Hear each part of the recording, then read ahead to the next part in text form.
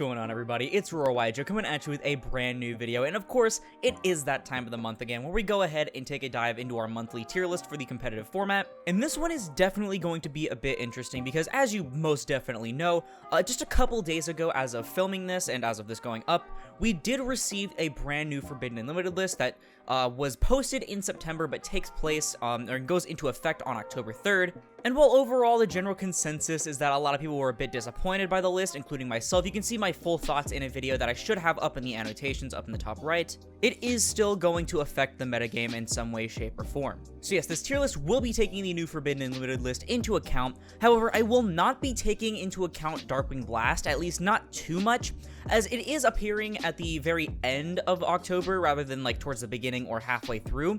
And with only like roughly a week and a half to actually utilize it this month, I feel like it'd be better to just save it for November, and so don't expect to hear too much talk about Darkwing Blast. But as always, the exact tier list system is the same, and I have actually the exact same decks as last month because I don't think the ban list did enough to bring any new decks into the format. But with all of that out of the way, I present to you my competitive Yu-Gi-Oh! Tier list for the October 2022 format, post-Forbidden and Limited list. So first off, let's address the elephant in the room here, that being Tearlament.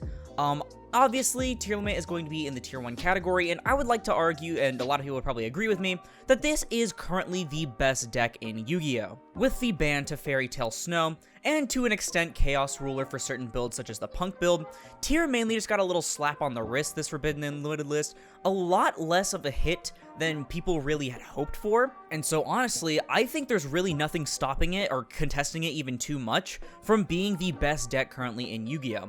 With all of the different ways that you can play it with all the different engines like Branded or the Dangers, or I've even seen some random other fusion decks be thrown in there. You can even play Invoked if you feel like it, as well as really stupid combos such as Curious into Eradicator with Nightmare Griffin. There are just way too many ways to play Tearlament that you can get away with all the different variants making it hard to actually counter. And of course, this deck just produces much more power than any other deck that we've seen in the last, like, arguably 2 years. And so with all of that being said, I think Tier confidently takes the Tier 1 spot at the very top of our list, and until we get Shatra-La in February, guys, I don't even know if it's going to be moving anytime soon. So next up we have Spright, and so I'm going to give Spright the benefit of the doubt. I'm going to keep it in Tier 1 because honestly, yeah, okay. So they lost Ronin Toad, and that is a really big hit, especially for the pure builds, because it makes Toad a lot more difficult to summon. However, this does not stop Spright at all, really. So we gotta think that Toad was really a mainstay in the pure builds of Spright, the ones that really only ran the Spright cards and then either a Diva or a Nimble Angler, or not Nimble Angler, but Nimble Beaver package, though Nimble Angler we will get to in a second. And their end board typically relied on like red or carrot with a Toad on top, right? But the thing is with the Spright engine is that it's just that, it's an engine. There are so many different ways that you can play the Spright strategy, and I think that even though I did say that I'm not going to take too much of Darkwing Blast into account here, especially with something like Spright Sprint out of Darkwing Blast though, there are a lot of different ways that you can play the Spright strategy. The one that I think personally after this current hit is going to be the best, I think the Tri-Brigade build is going to be absolutely insane once Sprint comes out. Your typical end board is actually really strong in that it ends on 2 non-targeting banishes, as well as the Elf for some follow-up, as well as some more disruptions if you have a red or a carrot engraved, and then either a Farragut, a Lambda, or a Pit Knight early, depending on what you want to end on or what you have to end on. The Farragut's typically there if you don't have enough BBW targets for Revolt. But the best part about this is that not only is this off of just 1.5 cards, the half card being what you have to put back to get the Revolt in your hand, but it's also the fact that you can play through hand traps really well by using both your Tri-Brigade and your Spright engine. Like, you can activate something like Fractal to bait out an Ash and then hit them with the Spright starter and do the full combo anyway. But also, that end board doesn't die to Dark Ruler like the original end board did, meaning that it's going to be a lot harder for your opponent to actually out your disruptions, despite them being a little bit weaker than 2 Omni Negates. Oh yeah, by the way, I neglected to mention, did I say that was the entire end board? No, I'm sorry. I forgot to say that you also could have not only just an Hyperia draw, but you could also instead have a Nightmare Corruptor Ibli lock. Remember, this is that while you control it, you cannot special summon at all except for Link monsters. That means from hand, from deck, from graveyard, from the extra deck, you cannot summon anything aside from Link monsters except for normal summoning. However, a lot of the decks that would be able to out it by linking off using like a normal summon, right? Like something like Spright, you could normal summon a blue and then use it and the Ibli to go for an elf. well, you can just use your Spright Smashers or your Revolt that you have face down to banish whatever they normal summon, which not only wastes their normal summon, but makes it to where their only way to out the Ibly without hitting it with like their own Forbidden Chalice is that you have to go to battle phase, and then they have to crash the Ibly into your monsters. They could also Forbidden Droplet, but I mean, Forbidden Droplet isn't very like great in most decks right now compared to Dark Ruler. But still, again, they are wasting resources, and even with Droplet, they will have to use it to hit like something that's really insignificant, like the Elf, or the early Farragut whatever that you have, which yeah, will help them a little bit, but it's not like something too crazy, right? Not to mention that even if your Spright combo fails, you can just go ahead and play your Tri-Brigade cards like a normal Tri-Brigade deck. You're still playing almost the exact same ratio of regular Tri-Brigade cards, and your extra deck is still chock full of things like Shurik, Chris Velger, Ancient Warrior, Double Dragon Lords. You have so many different ways that you can disrupt and either go first or second with the deck, and I just think it's really strong. I know this is more of a rant about the Tri-Brigade build than Spright in general, but I just wanted to acknowledge that Spright is not dead in the slightest. A lot of Spright players will just either have to play a different deck if they feel like it. Like I think a lot of them are going to flock to Tier, or they can just adapt and overcome and find all the different variants of Spright that you can play, like how Tier did back when it was like a top 1.5 bottom 1 deck to become the best deck currently in the game. So a deck that actually got a huge benefit from the Forbidden and Limited list is Drytron, and I think we're going to put Drytron at the bottom of 1.5. I'm going to be pretty generous here. I think that Drytron having a third Ben 10 is really stupid, especially when you consider that not only are there the 3 Ben 10 there, but they also have 3 copies of Preparation of Rites, meaning that they have a total of 6 copies of Cyber Angel Ben 10 in their deck. Not to mention that you can search it off of the alpha as well, technically making it 9 copies. When you acknowledge the fact that all of the versions of Drytron are trying to set up some of the most toxic end boards as possible, with things like Vanity's Ruler or Amorfactor Pain with a turn skip on top, and with ways to protect from Dark Ruler with things like the Magic Key package, this deck is just gross, and I have no idea why they decided that Ben 10 could come to 3 and be perfectly fine. The deck is quite literally draw the out or perish, with the best outs to the deck being Droll, which isn't even seeing play in most side decks right now, and Dimension Shifter, which, while it is seeing a lot of play in the decks that can play it, isn't going to be enough to stop most Drytron players from playing the game. They lost absolutely nothing and only have so much to gain from this Forbidden and Limited list, because while one Ben 10 extra doesn't seem like it's too crazy, when you consider the fact that Ben 10 isn't a once per turn, and also that it's one of the main playmakers the deck has to get like a giant board going, it's going to be really scary playing against Drytron this format.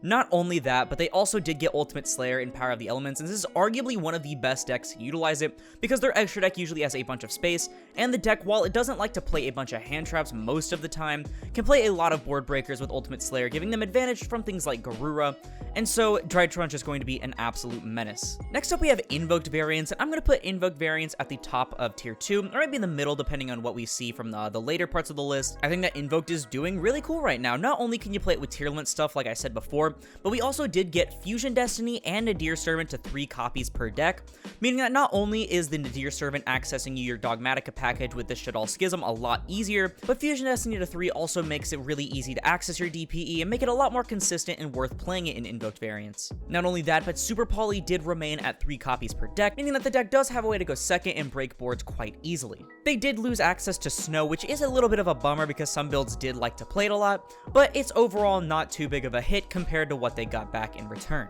Not only that, but I'm pretty sure there are some variants of Spellbook Invoked going around, with Spellbook of Judgment now at 1 copy per deck, and I think that's really interesting, especially from what you can summon things like Jowgen, of course, and I'm really excited to see what Invoked can do this format. Next up, we have Despia, and I'm going to put Despia in 1.5.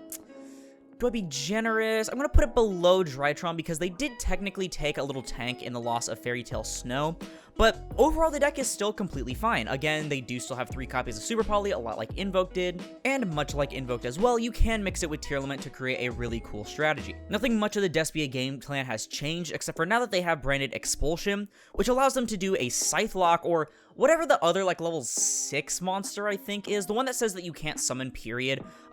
Chris Lofton ended up talking about it on Twitter, and I just completely forgot the name of it. It looks a lot like Hyperia, in my opinion. But you basically just give it to your opponent if you're playing that, or you give yourself the Scythe, which just gives you access to just a load of different toxic things that you can do there, and it's incredibly consistent on top of that. So yeah, branded Despia is also in a really good spot right now. So next up, we have Mathmech, and guys, I'm putting Mathmech in the tier 1 category, so Hear me out, Mathmech is still the third highest represented deck in terms of top cut, I believe.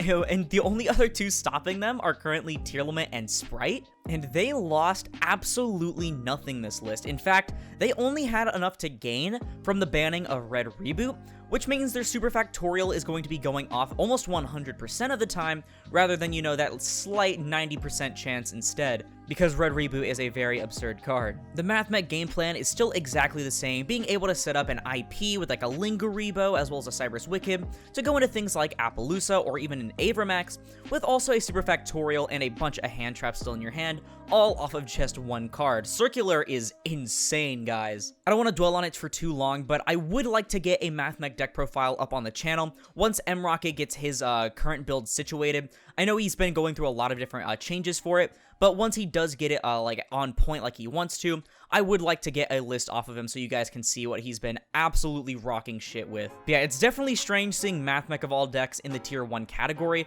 but I kind of wanted to balance out the tier 1 category a bit, and I feel like this is the main deck giving Tier and Spright a run for their money. Next up, we have Predaplant, which is basically just branded Predaplant. I think, I'm going to put it just above Invoked, because while it is a bit more complex to play, and it doesn't have that, like, super uber consistency that the Invoked stuff does, and it did lose Snow as well, it is a lot better at using the stuff like Fusion Destiny, because they can search the Fusion Destiny, meaning that it's going to be even more consistent to get a DPE on your end board. And I think personally they have a little bit of an easier time using something like Super Poly, because yeah, they don't really work with different attributes like how Alistair does, but they do have a lot of really strong bloated boss monsters like Predaplant Triflevertum, which makes a lot of use out of things like Super Poly. I think if you can't afford Tier, but you want a deck to play your branded stuff in badly, I think this is arguably one of the best ones that you can play of it, and overall I would highly recommend it. So next up we have at Ignister, and top of Rogue or bottom of Tier 2? I don't know. I think I'm going to be generous, and I'm going to put it at the bottom of Tier 2. So at Ignister has been seeing some tops here and there lately, I think both at regionals and at higher level events, and I think the coolest thing about at Ignister right now is that a lot of decks can't out like a 6k towers. I mean, hell, even if you only make them like 4k or something, your opponent's only true realistic out, unless they're also playing a Cyrus deck like you, is to make something like Access Code, but with Dawn Mari in your graveyard, you can just negate the Access Code on resolution, putting it back down to 2300 and making them start again from square one. Of course, I'm not going to be talking about just pure at Ignister though. I think one of the coolest ways that you can play at Ignister right now is to mix it with the Mathmech strategy. Yes, Mathmech at Ignister is a thing, and it's really strong because not only are you accessing your like giant Arrival Cybers at Ignister, but you're also on top of that having your typical Mathmech board from the Circular. You also turn cards like I Meet You from a just decent overall starting card that requires you to have at least one other monster in hand into a full combo into your Arrival Cybers because of cards like Prime Mathmech Alimbertion. It's basically the best of both worlds in terms of Cybers decks, and it's incredibly consistent because all of the one-card combos. You got a Chi-Chi that's a one-card combo, you got Picari that's a one-card combo, you got your I Meet You that's a one-card combo, you got Mathmech Circular that's a one-card combo, Signet Mining is a one-card combo. Guys, that's already 15 one-card starters. Seriously, I think that the Cybers decks are just absolutely kicking ass right now, and I think that Mathmech at Ignister is a really fun way to play. Next up we have Swordsoul, and I think I'm going to put it above Drytron still because I think it is still seeing a bit more success than Drytron. The deck is still giving Tier and Spright a bit of a run for their money. However, it's just not doing anything too crazy, mainly because its going first end board isn't all too nuts. You know, especially if they don't get access to their Swordsoul Blackout because it dies to Dark Ruler, and also because it dies to Dark Ruler. With all the board breakers in the main deck right now, it's just a real struggle to play Swordsoul reliably, not to mention that D-Barrier is still a card for some reason, and so unless they put Crossout Designator in the side or in the main with a D-Barrier in games 2 and 3, Moyi Chain D-Barrier is still going to completely slaughter the deck no matter what. On the upside though, at least the deck has a bunch of native outs to Mystic Mine in the form of Heavenly Dragon Circle and in Swordsoul Blackout, and so I can give it a prop there, and none of these downsides are going to stop me from playing Swordsoul myself. I really love the deck, I still think it's incredibly strong. However, it's just not too great of a deck to play right now when you compare it to the other Tier 1 decks. Next up we have Dinosaur, which is going to be the first deck in our Rogue category. Misk is still at 1. Konami is just a bunch of cowards. They will not free my son. People still refuse to read cards. I'm not going to talk for too much on Dinosaur. Poor guys just need a break. I mean, hey, at least they can use Ultimate Slayer. Next up, we have Altergeist. And yes, while Red Reboot is currently banned, I don't think it's going to do anything too crazy. You still have Harpies, Lightning Storm, you know, all sorts of things like that. The deck's main playstyle now is just Mystic Mine Malusi Turbo, which is just really boring and not that great. So yeah, next deck, please. On the topic of a better trap deck, though, we have Eldlich, and I'm going to put it at the very top of 1.5, if it'll let me. There we go. I think Eldlich is really solid right now. I mean, let's see.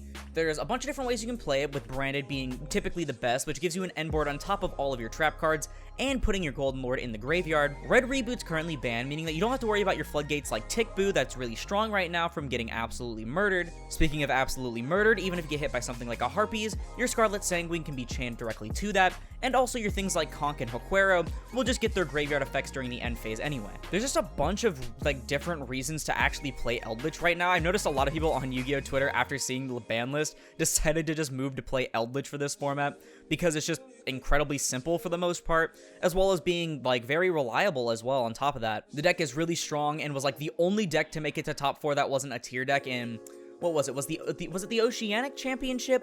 It was one of like the higher tier events. Like the top 4 was literally 3 tier and then 1 branded Eldlich player like holding on for dear life. You can just play so many different power cards and floodgates in Eldlich. It's just absolutely unreal. And so yeah, I'm putting it at the top of tier 1.5. Speaking of the top of tier 1.5, I hate to clog this section up a lot. I probably should have put Despia down in tier 2, but I'm going to be putting Flunder at the very top of tier 1.5, so absolutely no hits, completely affordable now due to the Megatins. D-Shifter still at 3, D-Barrier still at 3, Harpy's Featherstorm still at 3, Barrier Statue still a card, Empin still a card. Yeah, there's so many reasons to play Flunder right now, it's not even funny. Not to mention the hand trap meta basically just becoming a board breaker meta now. You don't really care, you're just going to chain your trap cards, so Flunder, absolutely perfect deck right now. If you want to play a control deck or a stun deck right now, just play Flunder or Eldlich and you'll be in a perfect spot this format. Next up, we have Exosisters, and I don't care that it won an event. I'm going to put it at the top of Rogue. I don't think this deck is anything too insane.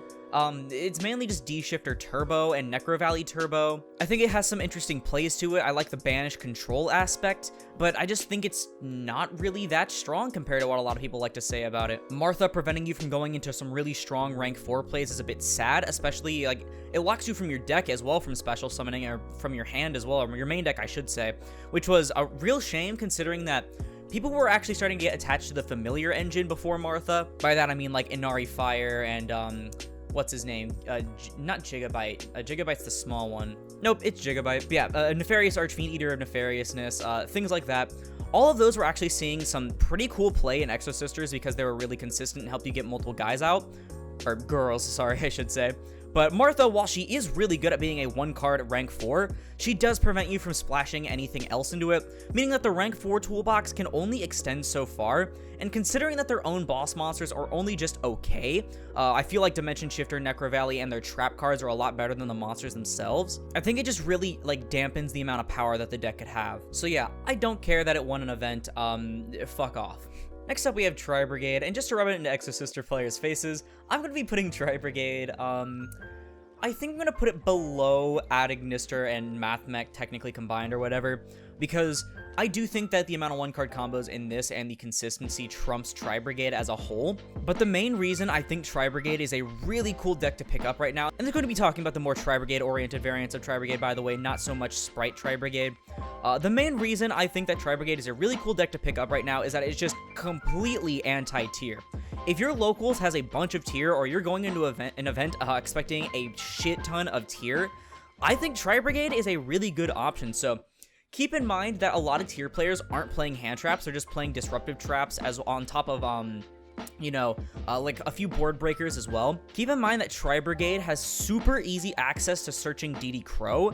on top of being able to summon things like Arclight and Hrisvelgr the Desperate Doom Eagle. This deck just completely lives to murder tier players, and I just think that's so funny. Also, considering that Tenki is still at 2 and Recital is still at 1, it still completely holds up. You should totally go check out my first place case tournament bird up list as well as the combo tutorial, because there you can actually see why this deck is really strong against tier due to the end board. But yeah, you just have so many different ways to play around tier and like through tier boards as well that I think it's really strong. The only problem is that against other matchups it can struggle, especially because Searchable DD Crow doesn't matter as much against Spright now because they don't really care about Ronin Totem dying. And also that for the people that are playing hand traps, you know, ashing Fractal when your hand is kind of dead does hurt. Other than that though, I think Tri is just really cool. I think it's in a pretty great spot. I did wish we either got like, you know, a second Recital or a third Tenki. I'm very surprised we didn't get third Tenki.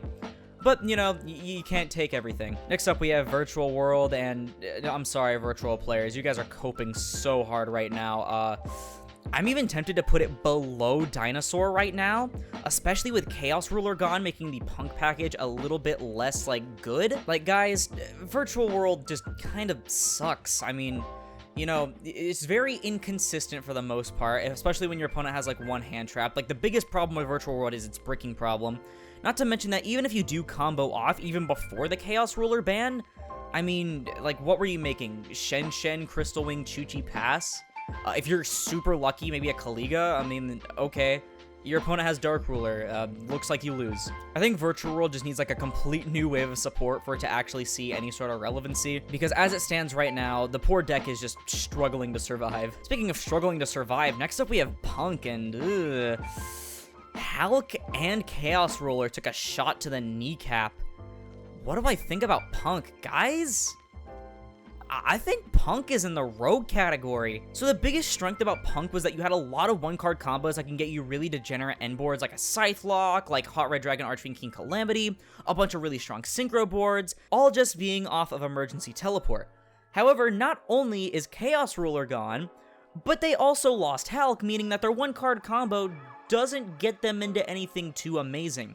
Yeah, you can go into, like, Dragon Drive and search Ghost Ogre, maybe, I don't know. The point is that one E-Telly does not get you nearly what it did before, and especially now that the Therian package is seeing a lot less play, and even to an extent the Adventurer package, even after the Forbidden and Limited list, I think P.U.N.K is just in a really bad spot right now, which is a bit of like shock considering how good it was the last year, but I guess that's just how the banhammer rolls. Next up we have Dinomorphia, and I think Dinomorphia, I think I want to put it below Exosister currently. So, no Red Reboot, that's fucking spectacular, obviously. However, Dracoback is still a card, and people are still flocking to Adventure a little bit.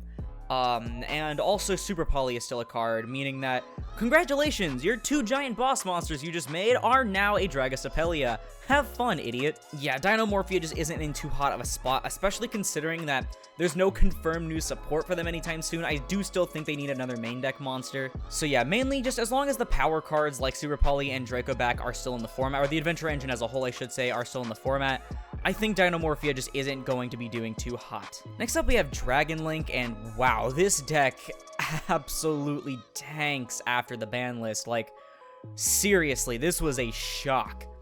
I'm going to go so far. Alright, I know the Dragon Link players are very sensitive in my comments, but I'm going to be tanking the deck all the way to the bottom of tier 2. Not because I think Dragon Link is like absolutely terrible now, I don't think it's like garbage or anything. I just think that right now it's in a spot of healing because people have to like find out how to play the deck. This deck needs a complete overhaul for people to figure out how to play it again, because let's see, the Rose Dragon engine, completely dead without Hulk. Hulk in general, he's dead. Chaos Ruler, he's dead, meaning Hot Red Dragon Archfiend, not Calamity but Abyss, is really hard to make now reliably. Their Chaos stuff is very inconsistent because they can't mill all their stuff into Grave. And yes, while Dragon Link did function without any of those engines before, well, not the Chaos, but like the Chaos Ruler and the Hulk stuff and the Rose Dragons, while the deck did do things beforehand, I just feel like right now people are going to have to figure out exactly how to build it, and we'll just see from tournament results how it fares afterwards. I think by next month this can probably shoot back up to like 1.5, but I think for now, we're just gonna have to see how it plays out. Next up, we have Salamangreat, and Salamangreat, guys, is just not that great. I'll put it above Virtual World, I guess, because it's been seeing more success than Virtual World. But yeah, Salad was seeing a decent amount of play at the start of the year, but then it just kind of absolutely tanked. Also, for some reason, Gazelle is still at 1, so I mean, sorry, Salad players. I think Konami really dropped the ball on that one. But yeah, honestly, if you really want to play a Cyrus deck that bad, just play Altergeist or Mathmech or Marincess. I think Salad is arguably the worst one that you could be playing right now. Next up, we have Sky Striker, and I'm gonna put Sky Striker in tier 2. Mystic Mind's still a card, so I'll put it at the top of tier 2. Not to mention that we have a lot of people labbing the deck now that we're going to give it the new support, like linkage and stuff, in Magnificent Mavens coming in November. While this isn't taking into account Magnificent Mavens, it is just taking into account the amount of people that are going to be building the deck. Yeah, Mystic Mind is still a thing, people, like, seriously. Not to mention that the deck can actually place Public of Judgment and do some really jank stuff as well. This was the main deck that I was worried about for Judgment actually coming back, because god, imagine just activating Judgment and then like activating Engage, Search, make Kagari, Engage again, that's like 2 counters, and then you go through like 4 different spells, 5, 6 different spells, something like that, depending on how good your hand is. And then by the end of it, you can just get so much advantage off of the spellbook cards, it's unreal. But we'll just have to see, won't we? Next up, we have Marincess, and I think I want to be generous. I'm going to put Marincess just below Altergeist Mathmech, because I think Altergeist Mathmech is a bit more consistent in what it does as a Cybers deck, especially because this is mostly pre-Darkwing Blast. But I think Marincess is in a little bit of a better spot now than it was before, mainly because we got Link into the Brains, which allows you to special summon one of your brickier Marincesses in your hand, like say you opened, double Blue Tang, or maybe you opened like I don't know, just something that can like only be a normal summon, or that can't extend itself at that moment, like Spring Girl, and you really want to guarantee your search off a Sea Angel or your add back off a Blue Slug. Well, you can link into the Brains, special that monster, go into your link, use its effect. If it's something like a Blue Tang, you can also use the Blue Tang's effect to not like also get your add. And because your opponent cannot respond to it, there's nothing they can do about it, giving you some free advantage. It makes the deck just a little bit better than it was before, but until we get Zealantis in Darkwing Blast, which I think is a really good game changer for the deck, because it's sort of like their access code that they never had. I don't think it's going to be doing anything too insane. Next up, we have Plant Link, and I think I'll put Plant Link. It is a bit more consistent at being good than a deck like Marincess, mainly because it can also go second a little bit better than Marincess can, despite also being able to use the power cards like Gozen Match that it can. Yo, how many Rika players do you think went ham when they saw Hulk was banned because they thought Glow Up Bulb was gonna come back and get real? But now, Rika's still in a pretty cool spot. Kon is an absolutely stupid card, and from someone who has experience with it firsthand, Rika Princess especially is very annoying. And so long as we still have some generic plant good stuff like Hair Periton and stuff in the extra deck, I think that Plant Link is going to be in a pretty good spot for a while. Finally, on this list, we have Live Twin. I'm going to put Live Twin all the way down here. Admittedly, I'm mainly, when I say like Live Twin, I'm talking about like the more pure variants, or the, Labyrinth variants are also a thing. Speaking of which, I totally forgot to mention that Runick Spright is also a deck. Like, Runick Spright is still really strong. So yeah, just keep that in mind when I was talking about the Spright stuff earlier. But yeah, Live Twin is just not doing too hot. I expected it to do a little bit better, because, even without playing, like, the more Sprite-heavy build with, like, a couple of Live Twin cards, you can still play more Live Twin cards and then have a small Spright engine on top of that. I thought that would make it do a little bit better, but it's seeing, like, not too much success, so I don't think it and some of these other decks, like Altergeist, are going to be on the list in the next one for next month.